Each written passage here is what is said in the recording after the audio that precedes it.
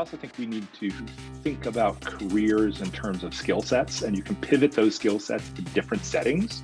And you want to develop those skill sets that, allow you to sort of the greatest flexibility, because who knows what, we don't know what the next 18 months are going to bring, let alone the next 15 to 20 years. I mean, if you look 15 to 20 years ago, the iPhone didn't exist.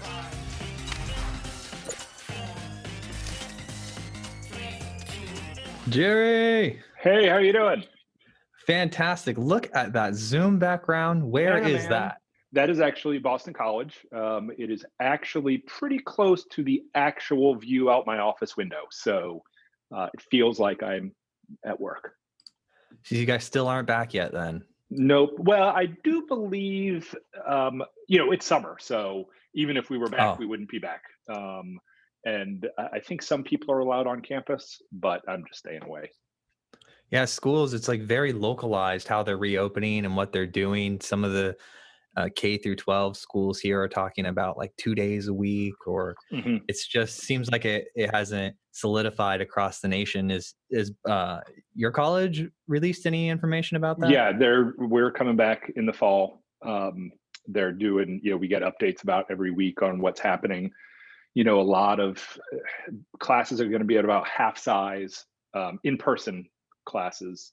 Some of the large lecture classes are going to go online, but students will be coming back on campus. They've actually, I think, leased a hotel for the foreseeable future to make sure we can have more dorm space.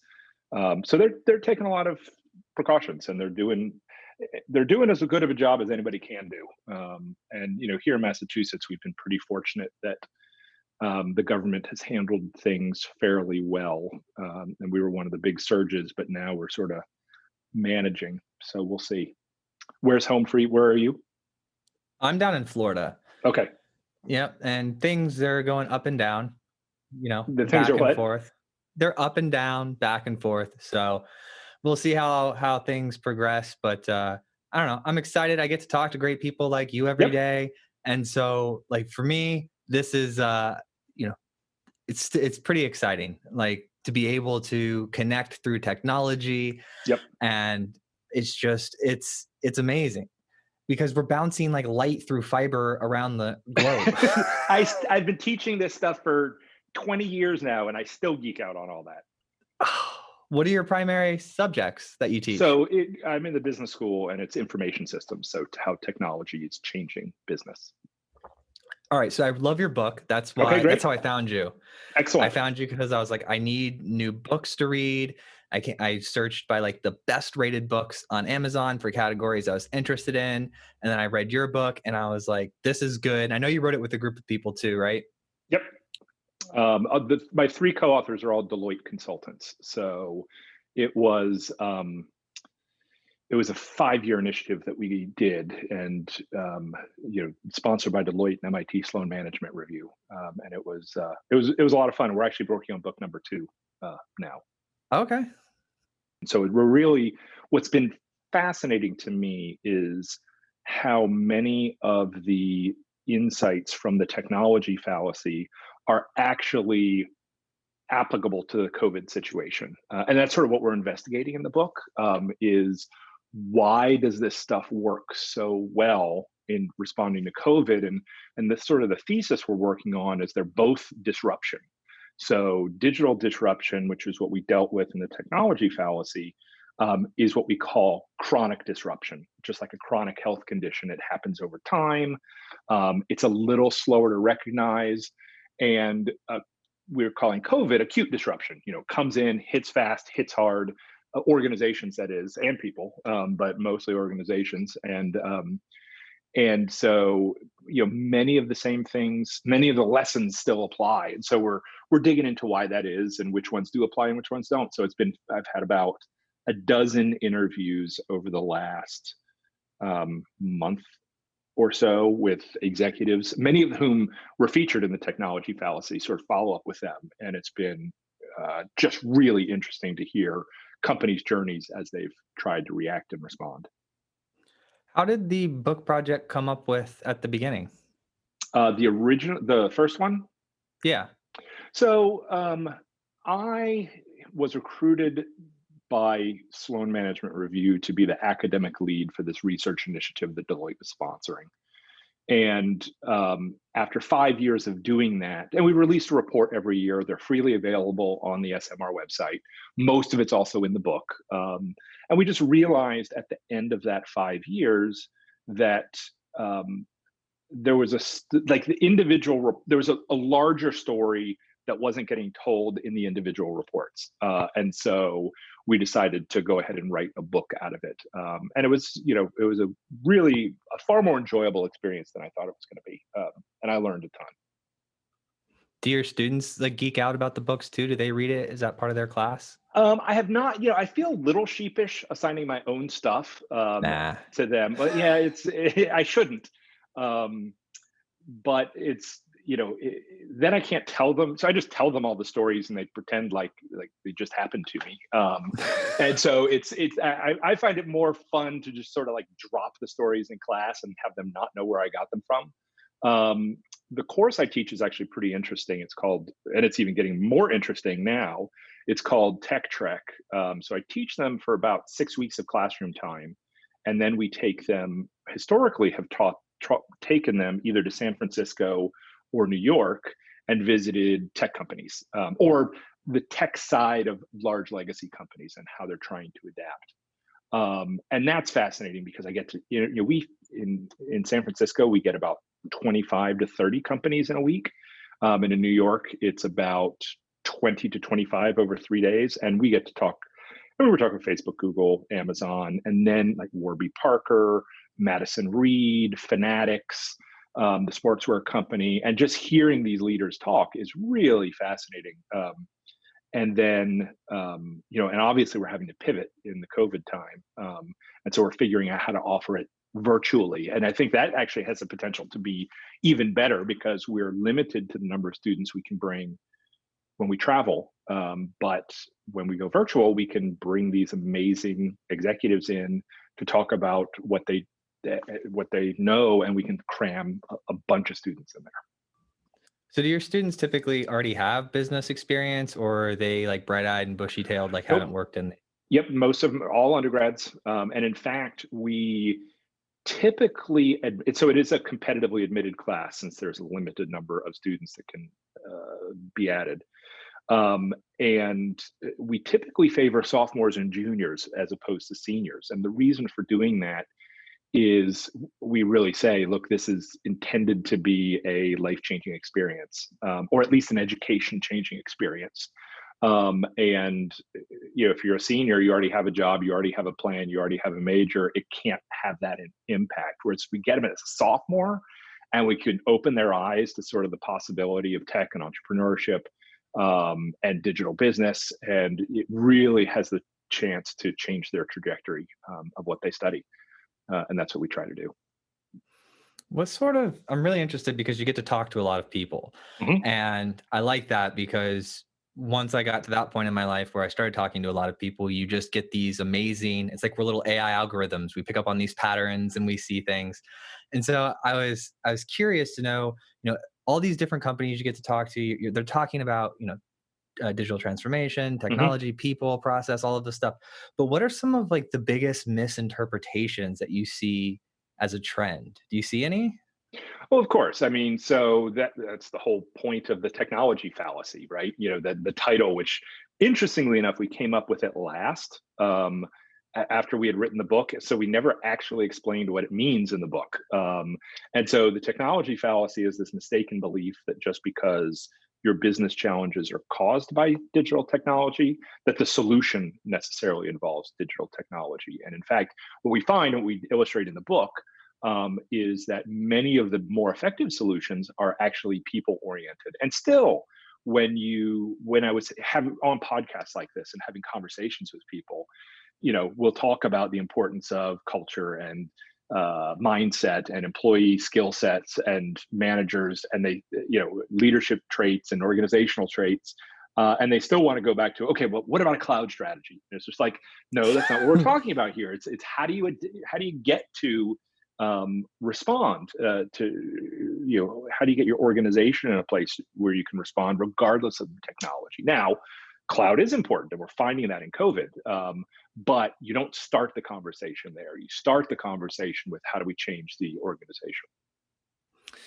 Yeah, I mean, that brings me to my next thought I had when I was consuming all of your content is this concept of like all about the people and just general cliches, like how they work in life. And so I've been thinking deeply about them and trying to wrap my mind around it. And the best thing I've got so far is like they become cliches because they're true, Yeah. but then it's boring, and then you say it so much it becomes meaningless, and it's just the things your parents said. And I almost feel like it's this infinite loop we go through as a species where the next generation, there's got to be some use for it. Like, and the best use I've come up with is by discovering those, lessons on their own, they discover them and they become theirs with their new Yeah. words. And that's the best thing I can come up with. Well, one of my colleagues, I'm actually I still am a Methodist minister in my previous career before I became a college professor. But now my appointment is as a college professor. But one of my colleagues used to say, it's like going to church. You don't, one of my business school colleagues, it's like going to church. You really don't learn anything new when you go, but you reinforce, you're reminded of the things that are important. And as I've given this talk now, literally around the world, I've talked to some really interesting groups of people. The one question that comes up a lot is, how is this new? And my response is, well, in some senses, it's not. I'm just shocked at how much people forget in the face of a shiny new object. What's really important. And you can, we need to be cloud, we need to be AI, we need to be blockchain, we need to, whatever the latest gizmo and gadget is. And we forget the blocking and tackling sometimes, that the technology doesn't matter as much as getting your employees on board, changing their mindset, realizing what's possible, et cetera, et cetera. And now what we've seen with COVID is lots of companies, it's been a wake up call for a lot of companies. And we've seen like years worth of digital transformation take place in the matter of a couple of months, because frankly, they haven't had any choice. And the real question is going to be what changes forever and what goes back to the old way when all this is said and done, whenever that is. Yeah, last night I was checking out the Delta and JetBlue stock, right? Because they are so far under their like 5 year where it's been. And a lot of the other stocks that I had in my portfolio, like they came back, Yeah. right? And they're growing. But the those still haven't come back much at all. They're still pretty, far under their fair value. And so I was just looking at that, like, I feel like it's the mail all over again. People think that the US Postal Service, they think that the internet's going to crush it, but in fact Right. it amplifies it. And I just have this feeling that like I think this is going to give people, if it pushes them all at home, then they're just probably going to take more travel time and be more movement oriented, for lack of a better term, because they have that freedom and space and they don't want to be, more migratory, right? Yeah. And that would actually increase travel. Yeah. Oh, I think the question, I am by no means a stock analyst, so take it all with a grain of Me either. salt. I think what the question is going to be when. Um, I have no doubt that travel will come back. Will it be different? That's a good question. But how long is it going to take? If we have a vaccine early 2021, then I think it could come back sooner. If we never get a vaccine, it could be a long time before that normal travel comes back, and nobody knows. And then the question is, can the airline survive long enough to get to that place, or what's going to happen? And so those are just open questions that I don't think anybody really knows the answer to. Yeah, I agree. I'm definitely not a stock analyst, but I just have my portfolio and I do And the I best prefer I not can. to look at my portfolio, thank you very much. Just I just keep my eyes closed and trust my financial advisor. So I let him do all the painful looking. So I actually have a recommendation for you for someone that I think you would really, really like as far as their thoughts on leadership and mindset. His name is Joe Campbell. He's the CTO over at T Systems. T-Systems is like a huge conglomerate, but one of the brands that most people know is T-Mobile. Okay, yeah. Uh, yeah, so just the way that he talks about digital transformation, and he takes the things that are truths, core truths but he says them in unique ways. And he's just, every once in a while you get one of those individuals that's like, oh, that person's on point. And for some reason, I was looking at your notes today and reading about you, and I was like, you know what? I should tell him about Joe Campbell's episode because that would be an interesting connection. Yeah, and if you could make an introduction, that'd be great. We actually Yeah, interviewed somebody from T-Mobile way back in the day, in our book research, probably like year one or two, and so they were doing some really interesting stuff. And I'd be love to catch up and see what they're doing now and how they're responding to the current environment. do you get to do any consulting? Like, do you ever get to work with a company through a completed project? Yes and no. So, you know, let's face it, my Deloitte colleagues, the reason they funded the book is to sell consulting, and big projects are hard. I'm just a one man shop. But I do work with companies first as speaking engagement. And what's interesting is I had a bunch of stuff set up for March, April, May of this year, and even into June. All of it got canceled. But I would say 80% of it pivoted to some form of online session. And I actually, like early June, I did a session for a company in Latin America, a company in India, and a company in the US, not where I live, over the course of 3 days. And I physically wouldn't have been able to do all that. And I could be at home with my family for dinner. And so that would have been like physically impossible before.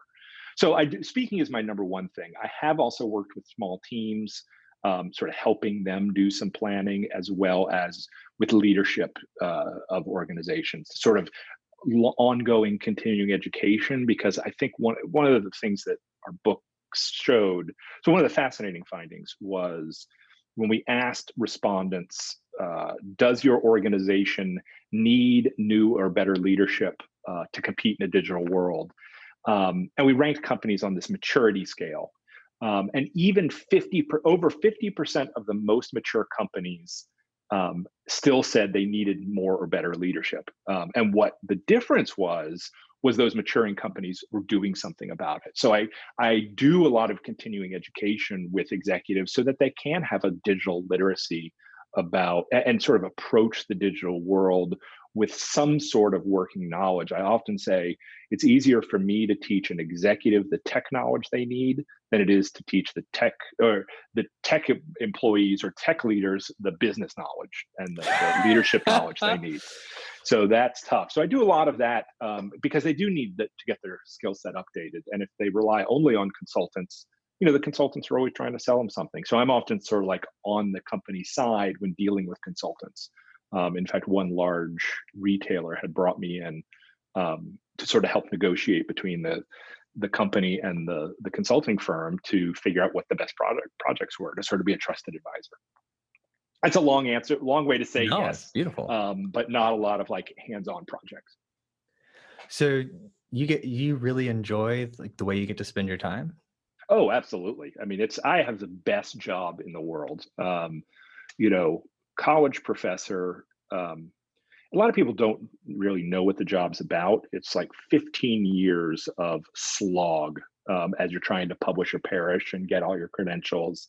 And then once you have tenure, there's this like image of college professors is okay, once you get tenure, you're going to go work on your golf game or you're going to check out. But nobody's a strong word. Most of the people that aren't going to survive the 15-year slog to get there if all they want to do is check out. Most of my colleagues are actually quite passionate about the areas they're interested in. And once we're up and running and once you have that tenure, it's like I'm free to go investigate and understand and research things that I find interesting and bring them back to my students. And what a great gift. And my wife actually asked me, when do I plan to retire? And I said, why would I retire? My job is what people retire to do. And so it's an amazing experience, and I'm really grateful for it. And I really see it as a gift that I worked hard for. Let's face it, I worked hard for, but now that I have, and I really want to take good use of it. And really, I feel like I have a responsibility to make good use of it. And I love writing the books and talking to executives because, I can get myself in a big data set or in a lab and sort of do hardcore academic stuff, which is important as well. But I really enjoy working with executives that, like, how can we move the organization forward into this brave new world of digital, and how can we convince our employees that they can do it too? Now COVID's doing a lot of that job for me. So now it's more like, okay, now that you're inspired that you need to do it, now let's figure out what it is we need to do and how do we get up to speed and what are best practices, et cetera, et cetera. So yeah, I geek out on this stuff, and I just find it interesting, fascinating, and fun. Yes, yes. And by the way, you do have the responsibility. If you realize that you have the capabilities and that you're in a situation to do something and improve and push humanity forward with the gifts that you have, then you do have the responsibility. I like the way you talk. It makes me feel like you have a strong understanding of like individual ownership and personal development. Absolutely. And then when I can work with college sophomores and help them sort of chart the direction of their lives and can have an impact on that. I mean, what a great, rewarding role that I'm in, and I love it. I'll share with you a little bit about stuff that I experienced that maybe most people won't talk about. Okay. So, because I just like to be as open as possible. So I'm very into the leadership stuff because of the podcast and just my entire life. I consume it all. And then obviously humans have like normal rhythms of up and down. And what I started to notice is like I would lack patience or ability to deploy the skills that I knew Hmm. or was aware of or that I learned when I wasn't taking care of myself or had the correct energy to do so. And then that was the pattern I realized, why am I doing this or why am I behaving this way? Like in a non-optimal, like not in line with my self-image. And then I realized, well, maybe I'm not eating enough or maybe I'm not sleeping enough or whatever it is. And so then I'll take a step back, take care of myself, get myself back to recharged, and then I'll be in a better position. Do you ever notice yourself going through those cycles? How do you handle that? Oh yeah. So I told you I was a Methodist minister in a previous life, and one of the first lessons we learned, I was actually thinking about this the other day for some for reason I want to go into.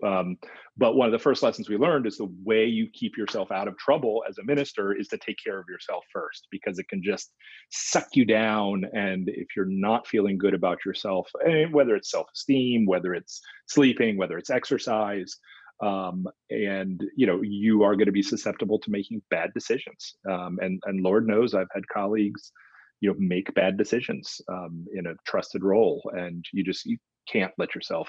You have to take care of yourself so that doesn't happen, and that's the best way to do that. And I think it does apply. I get 8 hours of sleep most nights. Most people think I'm crazy. I think they're crazy. I've got too much to do not to get 8 hours of sleep a night, because I just can't. I don't have that mental sharpness and focus. I have my purchase of the year was our Peloton bike, in January. So before all this COVID stuff got locked down, I bit the bullet, and I really did it for my family, not expecting that I would be a major user of it. And I must, when I'm at home, I am probably on it 5 to 6 days a week, and it's made a huge difference in my health and my weight and my how I feel, and et cetera, et cetera. So I absolutely agree with that sort of a holistic, well-rounded sort of lifestyle. Yeah, has had the largest impact on me. I started tracking things. I Hmm. just was in, once I hit 30, I was like, all right, I don't have time to waste anymore. Let's Yeah, get real about just wait. life. It goes downhill from there, buddy. So I started tracking stuff and I started improving my sleep intentionally, buying like sound machine and eye mask, like trying to figure out how to improve my sleep and then tracking like, okay, I implement this behavior or this routine and like how much benefit does it bring me? And if it brings me enough benefit, I keep it. If it doesn't, I let it go.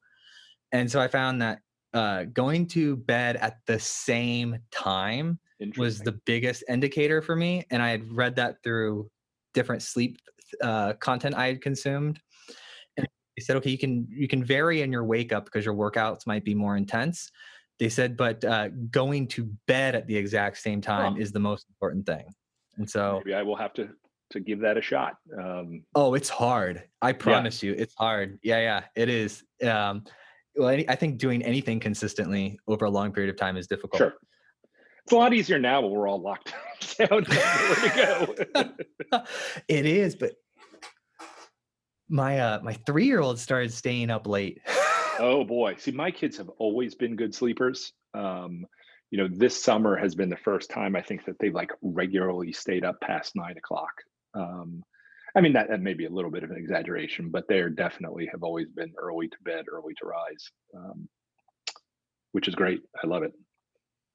How old are your kids? About their birthdays are coming up next week. They're born 2 years and 2 days apart, and one is turning 13 and one is turning 16. Wait, yes, no, 13 and 15.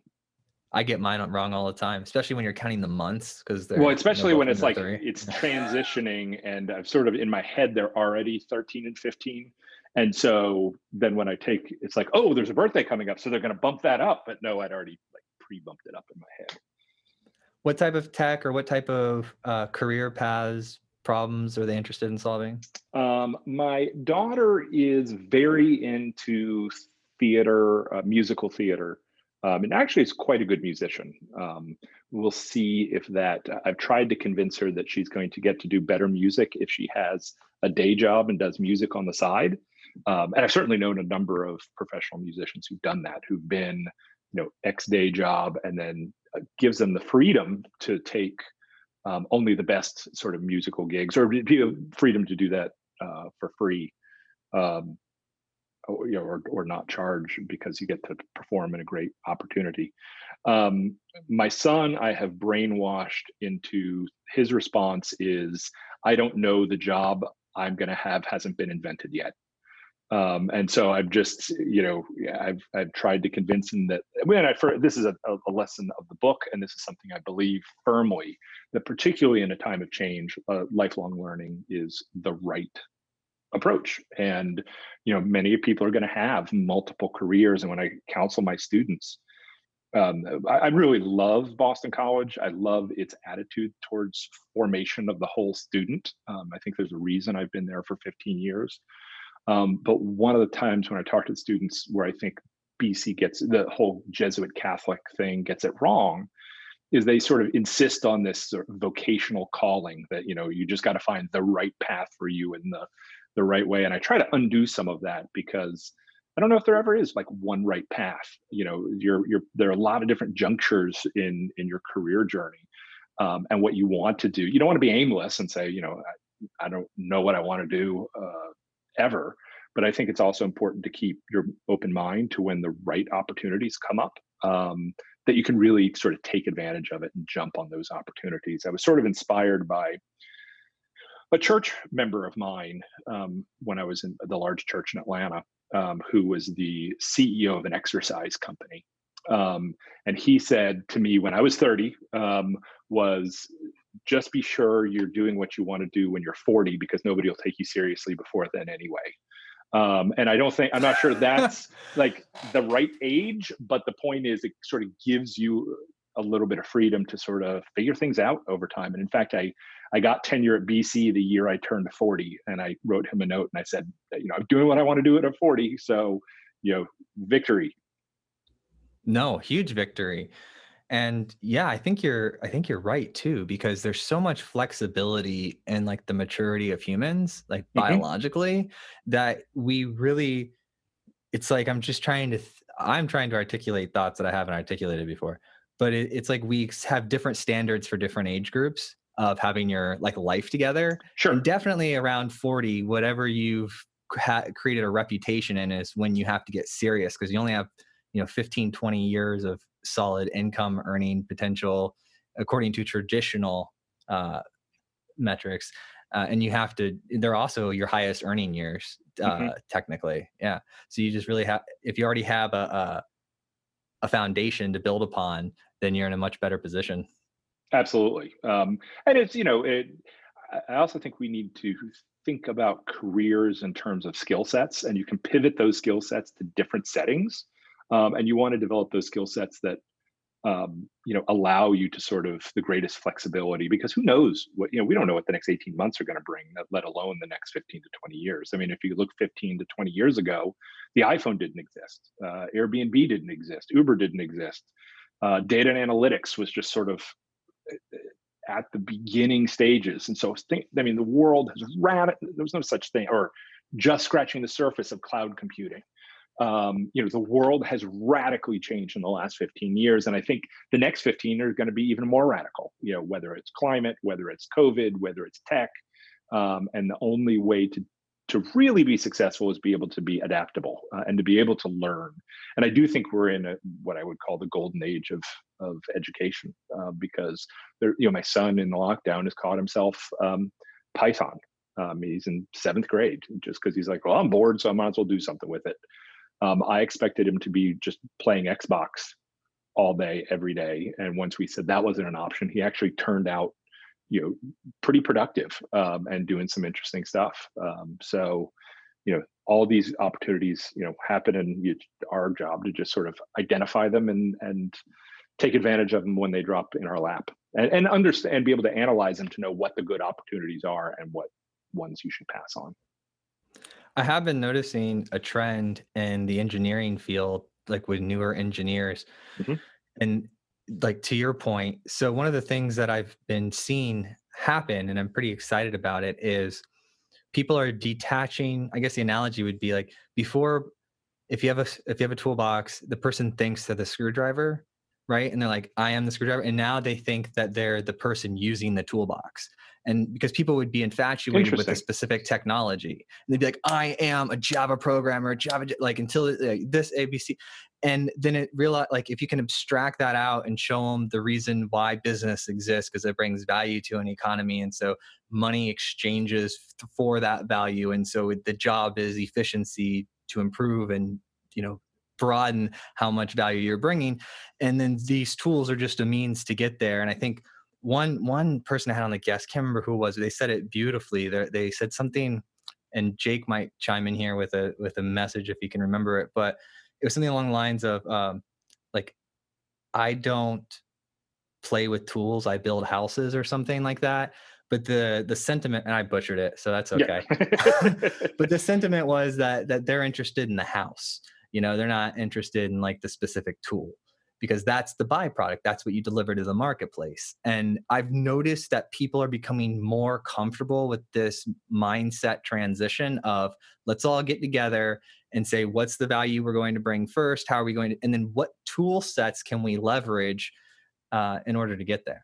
And then we cover that in the book too, because if a company or a manager just says, okay, we need to be an AI or we need a cloud strategy, and they can't answer why and what the business value is there, then you push back. Because if you're just doing it because everybody else is doing it, you don't understand what that tool is going to be, what you're going to be using it for. Now, you don't always understand in advance, but unless you sort of have a sense of what problem you're trying to solve with it, it's just going to be a shiny new toy that doesn't really help you build a house or a digital organization. Do you know anyone? Because lately I've been thinking a lot about approaching new markets and Mhm. products and strategies around that. Do you have anyone in your life that is like the expert you look to when analyzing? Like if I was asking you, hey, we're going to enter a new market as a business, and we're going Yeah. to analyze, three potential new product lines or three potential markets to attack. Do you have anyone that is really skilled in talking about that?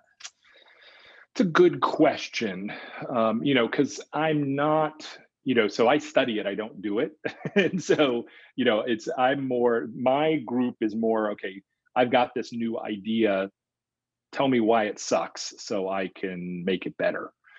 So those are the people that I tend to have in my life, because I'm not thinking about markets as much as I'm thinking about concepts, ideas, understandings, hypotheses, research ideas, insights. Of a slightly different nature, yeah, I've got a set of colleagues that, and I always approach them by, tell me why you don't like this, because everybody in their sort of desire for social desirability and to please people will always hit the highlights and the good parts about it, and you don't need that. You need people to poke holes in your idea, if you don't ask them specifically, they won't do it. I was talking to a speaker I admire quite a bit. I was happy to be on a panel with her, and we first time I'd ever met her, and I asked to have a call with her afterwards just for some guidance and advice.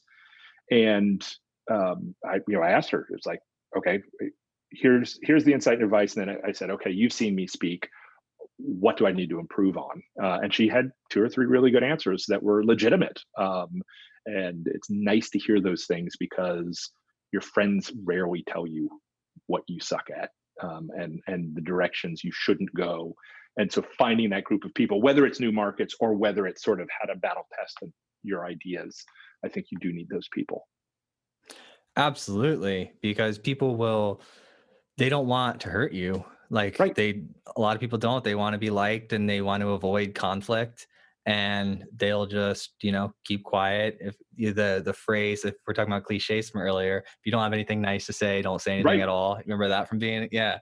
And so, yeah, it's to get good feedback. That's why, like, in my life, I always have like the certain people who I know will be like just brutally honest, because that's just who they are. And so when I have things, I'm like, okay, all of these people will cheerlead me no matter what I'm doing. They're gonna be like, it's great, awesome. But these people will be critical of it, and then I kind of balance everything out. But to your point about like product development, um, one of the things that I found with this guy, Joe Kinsella, that I thought was pretty interesting. He built this large company and sold it to VMware, and he was talking about testing new markets. And he had said something along the lines of that he had a couple ideas and he ran like advertising for them through like social media networks, and then he identified like which idea got the best Traction. the best traction, and then he pursued that and he ended up building a very large company. Have you ever Interesting. heard of that before? I have not. I think that's a excellent idea, other than you risk pissing people off who want your product and you can't deliver it. But as a sort of market testing the idea before you build the company, and that's one thing we see with entrepreneurs, is they're figuring out their business as they go.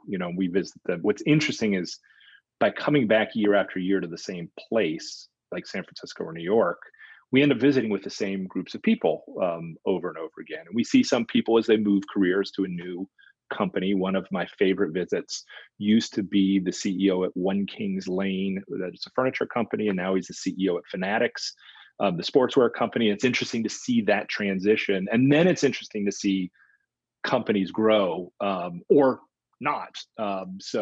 We 2 years ago, we visited 2 on-demand work companies, so like labor markets for different types of employees. And if I'd told you, if I'd walked out of those offices, I would have bet one company was going to thrive and the other company was going to die. And when we came back 2 years later, it was exactly the opposite. And so it's hard to know in advance until you just are trying it. And many of these companies don't know it until they've tried a couple of different things and they hit on that magic thing, and they don't know it entirely in advance. I don't think you can be like totally not have a vision for where you want to go. But a great example is a BC company called WePay. And Oh, I they know thought, them. Yeah. so Bill and Rich were never my students, but they were at BC when my first year as a professor. And we visited with them, and really sharp guys. And they pivoted a number of different times until they found that right sort of niche. I think they thought they were going to be Venmo, and they ended up being sort of the back end processing for I think it was Kickstarter was the first client that they developed the back end for it. Now to run the back end payments for a number of different websites, and of course required by JP Morgan Chase for $400 million estimated. So that's a good success. I think they're the most valuable company to ever come out of Y Combinator, as far as an acquisition goes, the most valuable acquisition. Yeah, I interviewed one of the co-founders right after the acquisition, right after the Oh, JP really? Morgan acquisition. Yeah, Rich. Yeah. Rich, I love Rich. He's such a great guy. Yes, I'm a big fan of when I get to talk to the executive leaders at companies, Oh, yeah. understanding how they think and how they make decisions through conversations gives you direct insight to the Oh, yeah. business. And then it would be interesting if you could talk to Bill, because they're very different in terms of mindset. Both very important. They both recognize what each other brings to the table, but they're just entirely different. Yeah, it's funny. I've been doing a lot of podcasts, and part of me is like, man, I would really love. I should start doing that. It would be Dude, a you lot of should, fun. 100%. But the problem is, so in some senses, I do it. I'm just not allowed to share it because. So when I interview people, I get these fascinating insights, but then I have to promise them that I won't share anything until like they vetted it with everybody. Da da da da da. So I do have the conversations, and the outlet's just a little bit different. And so I'm not sure I'm that interesting to do this week after week after week. I could talk about my stuff readily, but prompting people to talk about their stuff, I'm just not sure I'm as good at it. But maybe I'll try it sometime. Well, I'm trying to keep it fresh. I mean, we've done upwards of 400 episodes, Wow. and yeah, and well, and we've been sitting here talking for 45 minutes, and it doesn't seem like it certainly hasn't dragged. It's just a conversation, but you're good at it. So yeah, earlier you had mentioned something about there was a survey done, and there were like 51% of people said that they needed better leadership. Better leaders. Yep. Yeah, better leaders. Well, no, the least category was 50%. So over half of even the best companies said we need new leaders. It goes up to 80 or 90% for less advanced companies. But yes. So like I want to unpack that a little bit. I want to try to get to the root of it. Is the root of it one idea that would get the conversation started, because it's probably wrong, it would be fun to shoot down, is that they lack like an individual ownership, or that they expect too much of leadership.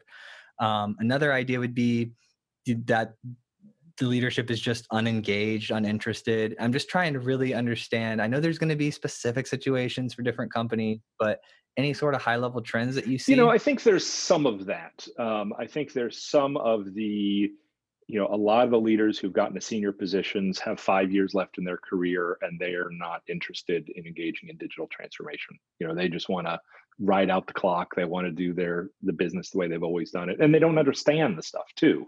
They don't understand how technology is changing their industry.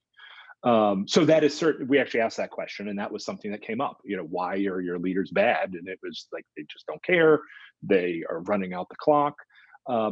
I prefer like a more optimistic spin, which is it's a really hard problem. I mean, it is a really hard problem to innovate in your company while still keeping the lights on. And how do you do that? And lots of companies try. And then when something like COVID hits, you turn and you only focus on keeping the lights on. Our argument in this new book is now is the time to innovate, because there'd never be a greater opportunity to experiment, because you have to.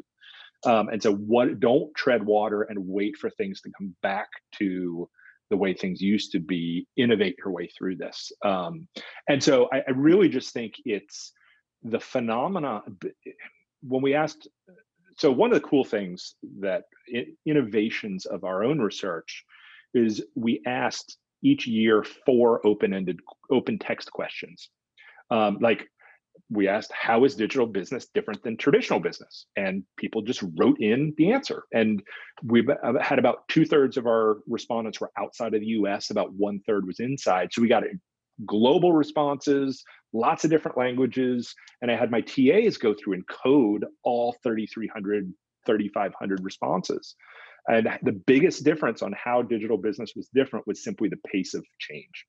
The need to keep learning is just hard. And so I had this working hypothesis that digitally advanced companies would have better leaders. And that hypothesis was sort of shot down. But digitally advanced companies are helping their leaders get the skills they need to lead into this digital future. And that's what makes a difference. And Carol Dweck has the book Mindset, the Psychology of Success, or something like that. And we really rely on this growth mindset, not just at the individual level, but also at the organizational level, that you can do this. And it just needs that. We have one finding in the book which just screams growth mindset. We asked respondents if their company was going to be in a stronger or weaker position going forward as a result of digital trends, and then why. The people that said we were going to be in a weaker position, it's because the market or competitive forces did it to us. It's a very fixed mindset. Those that said we're going to be stronger said we are going to be able to develop the skills and capabilities necessary to compete. That's the growth mindset. We can do the work to make it happen. And so it's that mindset shift that's really important. I don't remember what question you asked to get me off on my soapbox, but that's one of my soapboxes. I love that soapbox. I'm a huge fan of it because it's almost become like a flag people can wave. Like when I understand that people understand the growth mindset and like live it out, it's a way we can connect because it's important and it takes a lot of work and it's not easy. It's like almost it's actually very difficult. And so I like how you describe this whole thing, especially with, we started the podcast and we ended up, people asked to license the content from it for like leadership training programs. So we built a sales team and started selling into like leadership development. Oh, cool. And so we got to see all these different companies and we got to see, how they respond to a leadership sales process, and then what type of customers were the best customers, what type of customers we wanted more of, things of that nature. And so that gave me insight to how different organizations see the continuing education of their people. And interesting enough, the organizations that were like tech oriented, that were used to this behavior of, we have this problem, let's go grab this solution, evaluate all solutions and implement it. And they weren't concerned with the fact that it was a digital solution, right? Like digital leadership training. They actually like that because most of their people were distributed and they couldn't get everybody together in person. And then some of the older companies were like, no, we fly everyone in from every corner of the earth. We do our workshops and stuff. And so it was just interesting to see how the different companies were making business decisions. Like it was the same business decision as leadership development, but it was interesting to see how their leadership saw it. And my data set tends to be biased towards forward advanced thinking companies. But I have to remember that today, if I take a step back out of it, I think that's like the 20%. I think there are a lot of old companies out there that are old mindset, and they just are the quiet majority that Absolutely. I don't get to interact with. And when you're talking about old companies, we actually, in our research, suggests that anything older than 10 years is really an old company.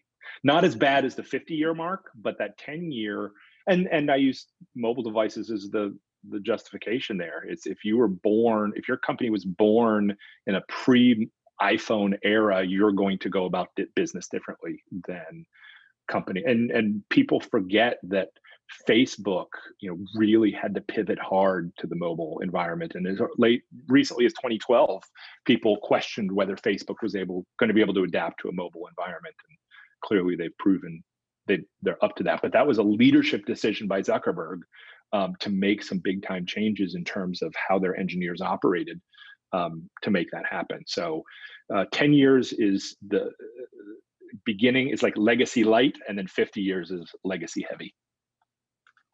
But legacy nonetheless. So do you get to talk to the companies a lot about approaching the new markets, or is that just like a side thing that you research sometimes? Do they ask you to talk about that? As far as they're approaching new markets? Yeah. Or yeah, well, go ahead. Yeah. So I'll give you some background as like why I'm kind of interested in this. Yeah. So we started the leadership company and it started growing, and then the podcast ended up like doing better than the leadership company. And then so we focused more of the sales resources, because we're a small team, under 10, on the podcast, and that's growing. And so now we're talking about like, what's our next move? Do we do like a premium and grow the podcast? Do we invest in another sales team and continue to grow the leadership company? And we're trying to evaluate these different options. And it's hard because there's two things that go through my mind. The first thing is like, what could be $100 million a year business? And so we can go after that. And the second thing that goes through my mind that is kind of on the opposite end of the spectrum is just focus on like getting revenue up like 25% every quarter and just deal in like the real time and figure out like what can we do right now to get what's like one small change we can make. And so I kind of go back and forth between these two things. Yeah, that's a good question. I'm not sure. I certainly don't know the answer. One thing to think about is what would be an exit strategy for you as a company. And a logical exit strategy would be to get acquired by a large online learning company for your content. And so I would think acquisition might be doubling down on the podcast might make the acquisition route a little easier because you would have unique content that you could then license, and they'd pay you to keep creating. And so I think it depends on your goals. If acquisition and exit is what you're in for, then that might be a better route. If you're having fun doing it and you just want to keep the ride going, the other one may be a better route. Certainly the competition at the upper levels of podcastness is really stiff. I would think it's sort of a really steep. So making progress, I think is going to be more challenging going forward for you because you're coming against the big dogs. Yeah, we're definitely in that like top tier of podcasts now. And our things that we've been evaluating are we know how to sell podcast and podcast advertising. Yep. And so do you need to talk to somebody? You can. No, my son just stuck his head in for some reason. So it's all fine. Xbox bandwidth is down. Yes, exactly. Dad's streaming. Hey, I upgraded to gigabit the minute their first day home from school. So we should be good bandwidth wise. On top of it. Yep. So we were like, okay, we're really good at selling the podcast advertising. What if we just started selling for other podcasts? Like if we did a licensing deal and split revenue, that would be a small move, but that you could get to $100 million. If we had 100 podcasts, they're all making $1 million a year. There's a way, and it's a small move. The other move was, we can, because that provides me an exit strategy. Like as doing the Modern CTO Podcast, hard exit strategy, because like I'm the host and it's like my thing. But if we had a media company that did sales for hundreds of podcasts or YouTube influencers or things like that, that's a sellable entity. And then over here, we also had the leadership stuff. I got a little discouraged selling the leadership stuff, to be honest with you. Like one of the questions I was asking myself is like, where do you want to spend your time? Like how would you spend your day? And I find that like I felt a little bad with doing the leadership training stuff because I felt like the customers in the market, there was one type of customer had a problem and like leadership training is not going to solve it. You need better people. Like, I don't know how else to say that. But there's that problem. And then there's, the positive people who just want continuous improvement and growth mindset. The thing is, they're so small of a market. It's hard to really find those people. So those are kind of the two things that I'm playing around with in my head right now. Well, I think, can you try both, in small experiments and see which, I'm a big fan of experimentation. And it's something that this was also in the book that companies just don't do enough of, is run a couple of small things, maybe get one podcast that you like search the market and find one that you think is under monetizing itself and approach them and ask if you can do a revenue sharing model, if you help upsell them. And see if it works, and see how hard it is, and also do the other thing. And just when I give career advice to my students, and you're sort of the age you could have been my student probably, my philosophy is always have 3 potential career paths going at any one time. And so I'm keeping 3 alive right now, which is do I move to a larger research university and sort of set up my own research lab with funding and stuff like that?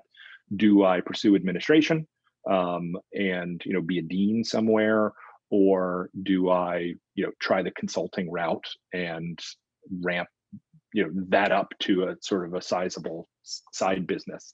And right now I have activities that are going on that enable all three of those.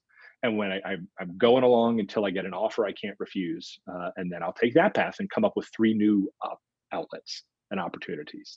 So that, I know you have a limited amount of time, but try some small experiments.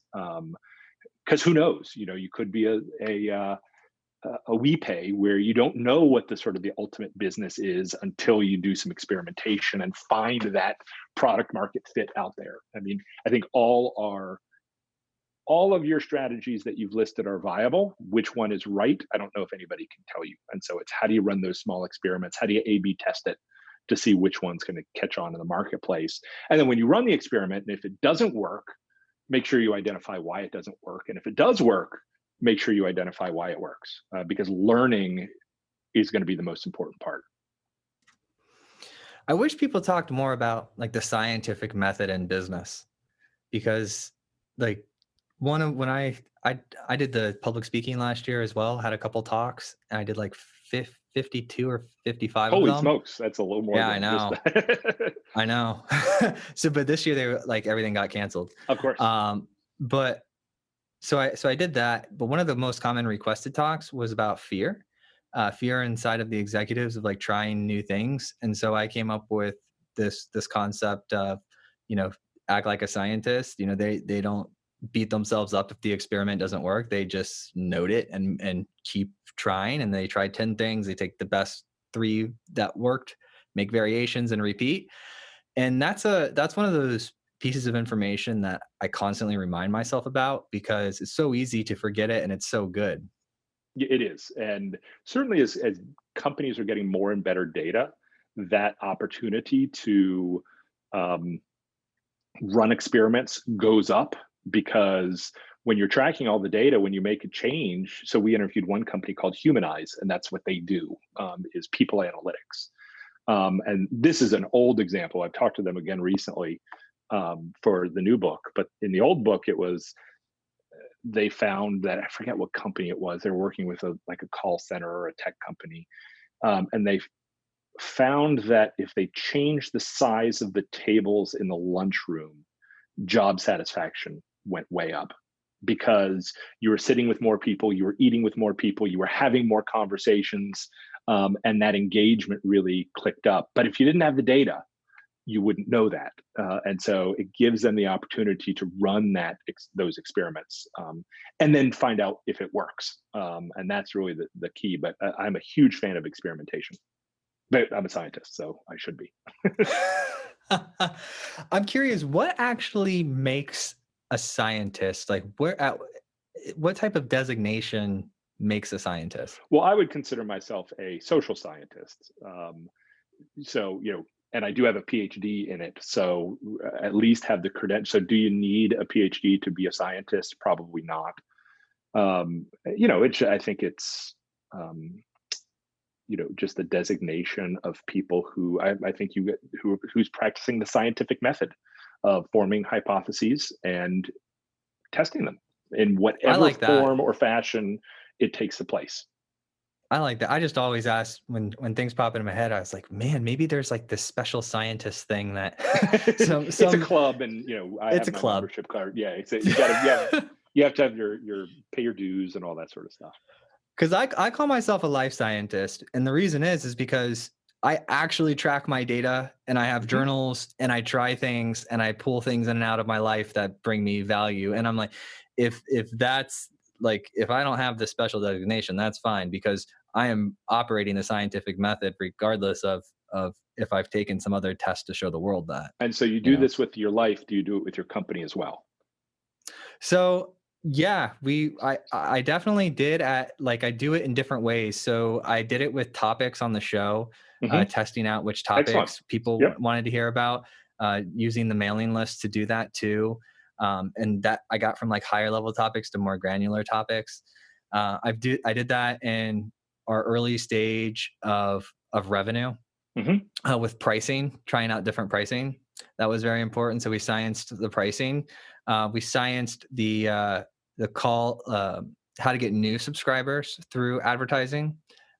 Which methods work the best of all. So we first started on a method level, and then we went down from the method like into the individuals.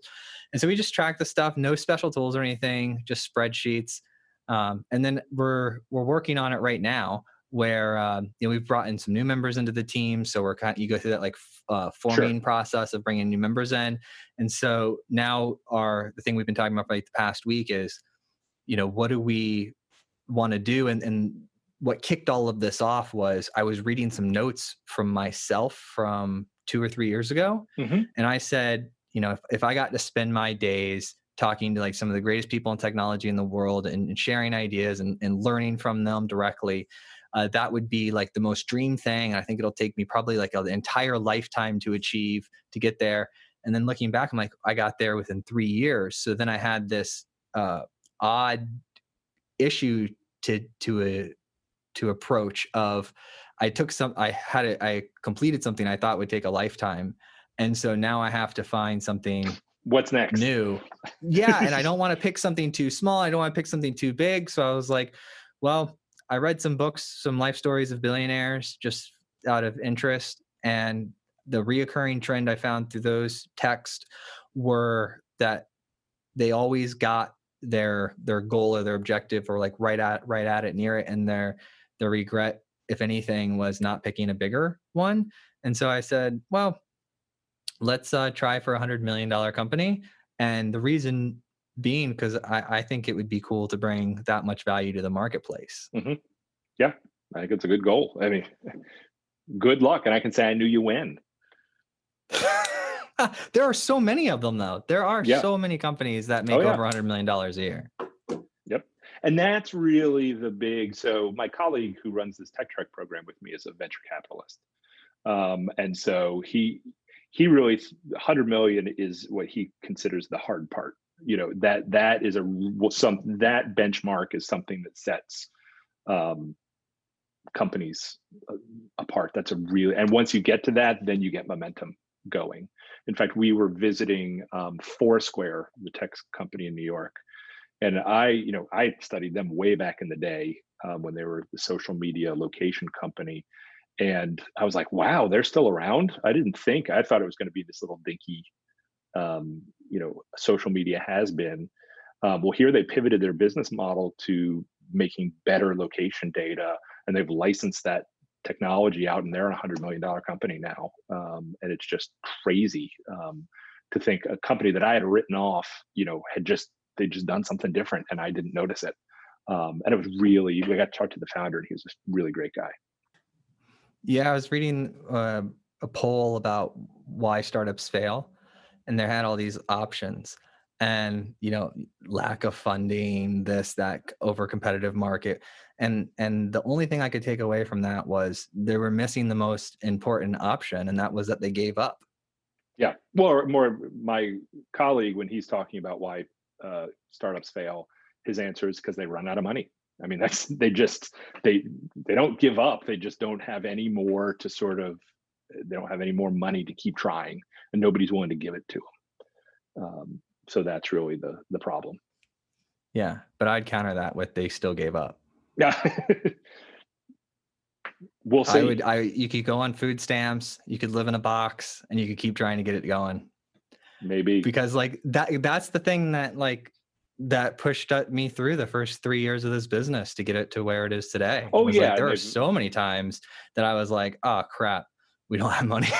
It's not going to work. And I was just like, I refused to let myself say that like it'll give up. And I'm just like, I cannot do it. I won't do it. And then, I mean, now we're at the point where after almost 3 years, we are right on the edge of cash flow positive.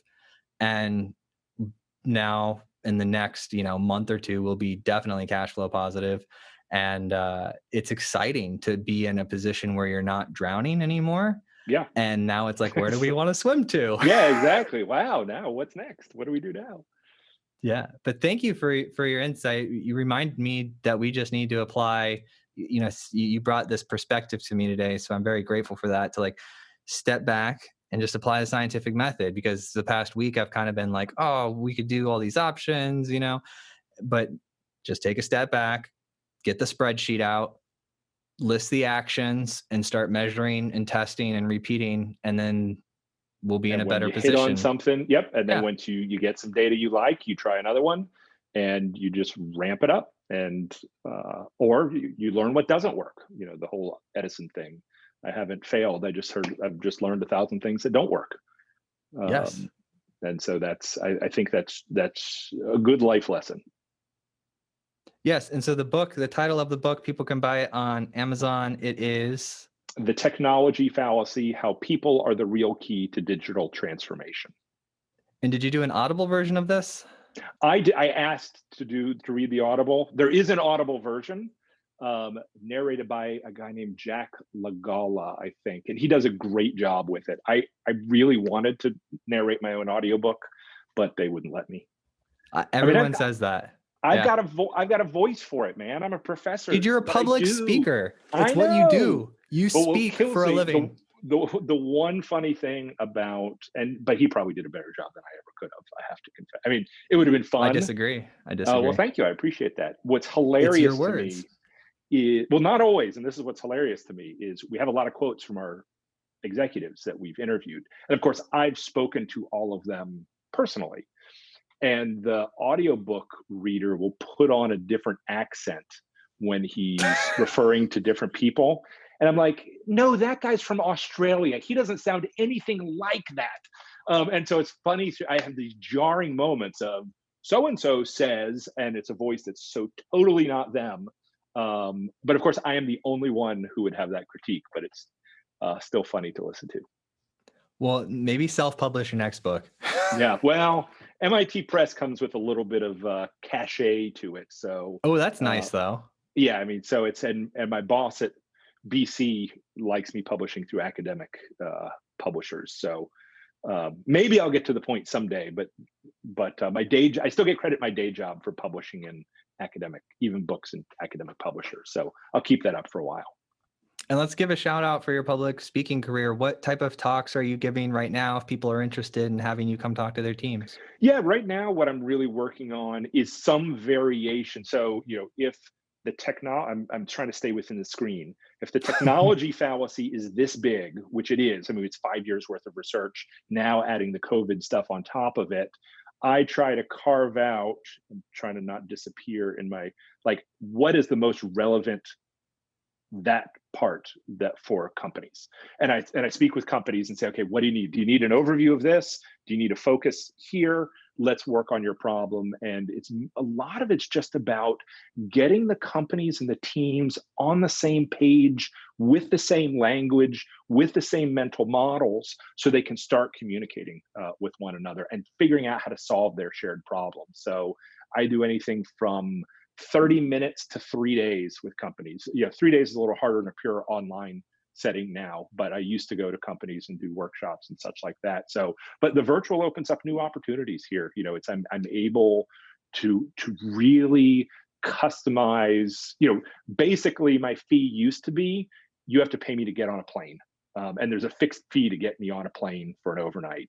Now I can really tailor it to whatever company's needs are, to talk to boards, to talk to groups, whether it be HR or marketing or tech, to talk to certain smaller teams. So anybody that's sort of really wrestling with what are our next steps digitally, that's my target audience. And one thing, having worked with consultants now for 7 years, because they're the sponsors and the co-authors on the book, all consultants do is take knowledge they learned in talking to customer A and sell that knowledge to customer B, and then take the knowledge they learned from customer B and sell it to customer C. And that's what I've done in these interviews. And I just charge a lot less than the consultants do. So if they want to learn more about that, do you have a personal website, or how do they get in touch with you? www.profkane, PROFKANE.com. or just Google Gerald Kane, and I'm usually the first Google site to come up, or Gerald C. Kane. And then when you're a digital professor, you tend to have a pretty good online footprint. Yes. Well, man, thank you so much, Jerry. I really appreciate it. I'm going to have you back on next year when Joel, you've got the thanks. This book. was a great conversation. I appreciate it. Yeah. I tell you, I've done a lot of these episodes, and you're definitely a natural at this. So keep it Thank up. you so much. And thank you for the advice, by the way. That's like, it's very useful. Like, that's good conversations with smart people really help push us in the right direction. So that's useful business knowledge. I'm going to get off this call and get on a call with the team and talk with them about it. And we're going to start sciencing this business model out. Sounds good. Good luck. Thank you so much, buddy. Thank you. Bye-bye.